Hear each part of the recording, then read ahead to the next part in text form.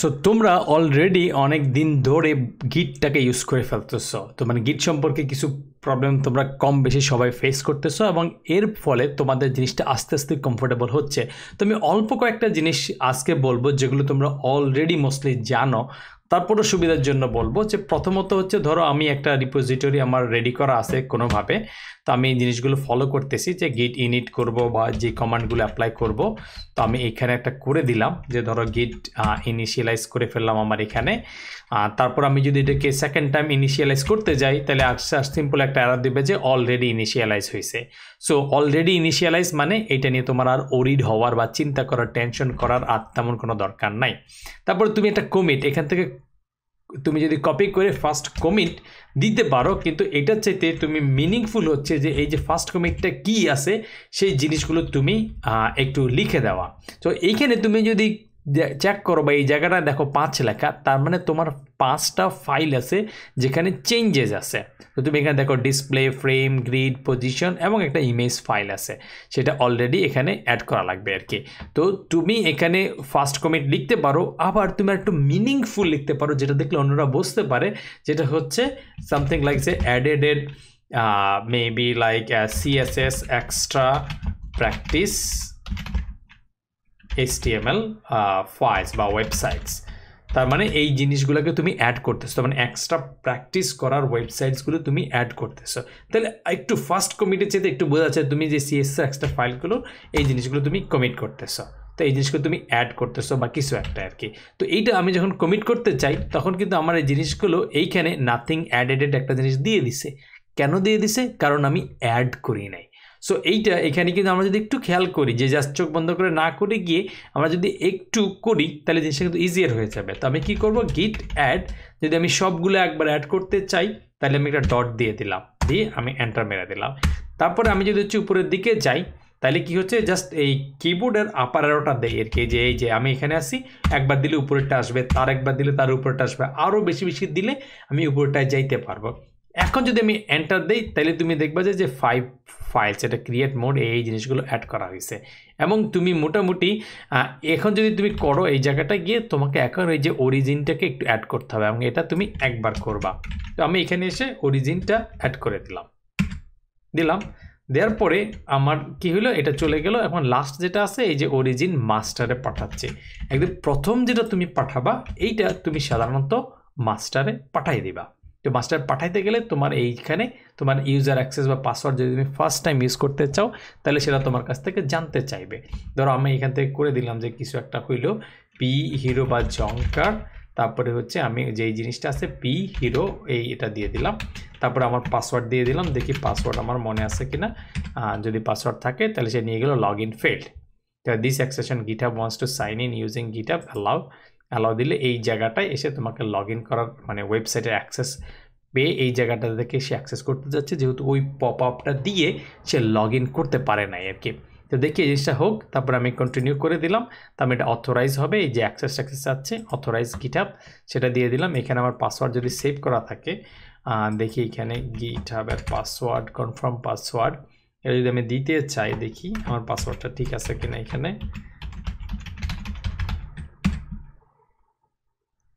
Redirect authorize, এটা আমি যদি সেভ করতে চাই সেভ করতে পারবো, না হলে রিডাইরেক্টেড টু দ্য অ্যাপ্লিকেশন, ওই জায়গাটায় গেল। তারপর আমি দেখি জিনিসটা কী অবস্থা হয়, এটা রিলোড করলো এবং হচ্ছে সাকসেস, অথরাইজেশন সাকসেস হয়ে গেছে। ওপেন ভিজুয়াল স্টুডিও কোড তুমি চাইলে এখানে ওপেন করতে পারো এবং এটা বলে দিছে এটাকে তোমার GitHub authentication VS Code UI এটাকে অথেন্টিকেশন করে ফেলছে। মোটামুটি এই জিনিসটা যেটা করার দরকার ছিল সেটা হয়ে গেছে এবং তারপরে এটাকে পুশ করে ফেলে অরিজিন করে দিছে, মানে যেই জায়গাটায় পাঠানোর দরকার সেটা পাঠাই ফেলছে। আমি যদি এই জায়গাটা এসে দেখি আমার এই CSS বোনাস, সেই বোনাসের মধ্যে সেই ফাইলগুলো আসছে কিনা, আমি রিফ্রেশ করলে মোটামুটি এই যে ফাইলগুলো পাওয়ার কথা ছিল সেই জিনিসগুলো আমি পেয়ে গেছি। তো এখন তুমি যদি আরও সামনের দিকে আরেকটু কাজ করতে চাও সেক্ষেত্রে তুমি দেখবা যে তুমি যদি একাধিক ডেভেলপার কাজ করে বা অন্য কিছু কাজ করে, তুমি ধরো কোনো একটা কাজ করলে যে তোমার এই grid.html ফাইলের কোনো একটা বাগ আসলো, ঠিক আছে, যে grid.html আসলো অথবা তোমার যে ডিসপ্লে ফ্রেম বা কিছু একটাতে একটা বাগ আসলো, সেক্ষেত্রে তুমি যে কাজটা করবা সাধারণত এখন একটু জেনে রাখার দরকার আছে যে যখন তুমি কাজ করবা কোনো একটা জিনিসে সেক্ষেত্রে তোমার ইউজুয়ালি হচ্ছে 2-3টা একাধিক ব্রাঞ্চ থাকবে। সেই ব্রাঞ্চটা হবে কি, একটা হচ্ছে তোমার মাস্টার ব্রাঞ্চ, যেটা আমরা এই মাত্র দেখলাম, এটা হচ্ছে তোমার মেইন ব্রাঞ্চটা থাকবে।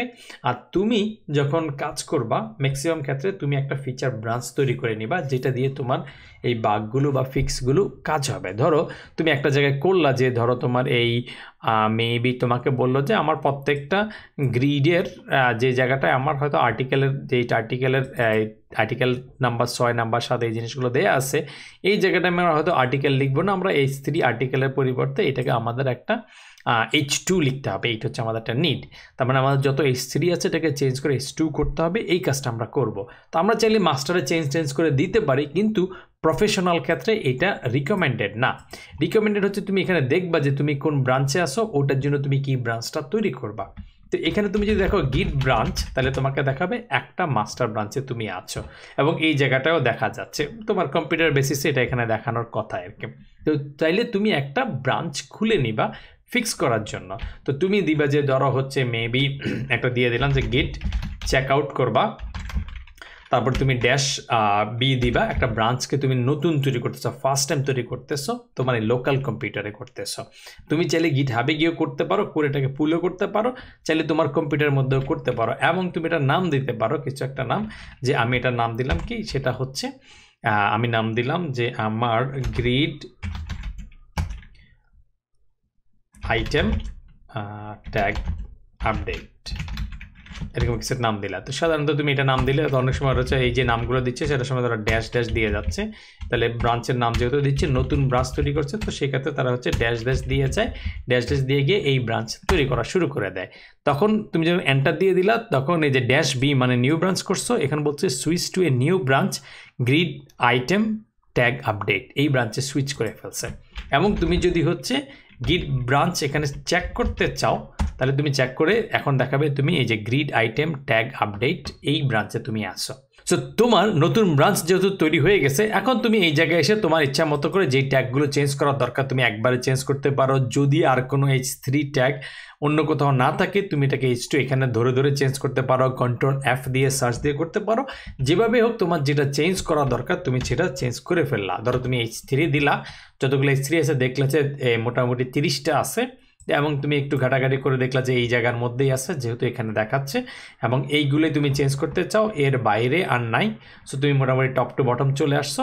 চাইলে এইটাতে ক্লিক করে তুমি আবার রিপ্লেস করতে পারো, যে আমি H2 দিয়ে রিপ্লেস করব, এবং তুমি যদি এই বাটনটাতে এইটা দিলে একটা একটা করে হবে রিপ্লেস, আর এটা দিলে তোমার রিপ্লেস অল, সবগুলো একবারে চেঞ্জ করে H2 করে ফেললে তুমি যদি সেভ করো, এই জায়গাটায় তুমি দেখতে পারবা তোমার একটা ফাইলে চেঞ্জ আছে অতগুলো ফাইলের মধ্যে, এবং কি কি চেঞ্জ আছে সেটাও তুমি দেখতে পারবা। যদি তুমি এটাতে ক্লিক করো তাহলে বলবে যে তুমি H3টাকে চেঞ্জ করে এই যে H2 করছো, এই চেঞ্জেসগুলো দেখাবে। এনিওয়ে, এটা হচ্ছে তুমি ডিফারেন্সটাকে দেখতেছো। দেখার পরে তোমার যদি একটু চেঞ্জ হয়ে গেছে, এখন তুমি এটাকে উপরের দিকে পাঠাবো, অর্থাৎ তুমি গিটহাবে পাঠাবা। সেটা পাঠানোর জন্য তুমি কি করবা, এইখানে এসে বলবা এইখানে চেঞ্জ করবা না, এখানে কোনোটা জিনিস চেঞ্জ করবা না, এই জায়গাটা যে চেঞ্জ করবা, দেখো তুমি অন্য কিছু কোথায় কার্সরটাকে চেঞ্জ করতেছো সেটা থেকে খেয়াল রাখতে হবে।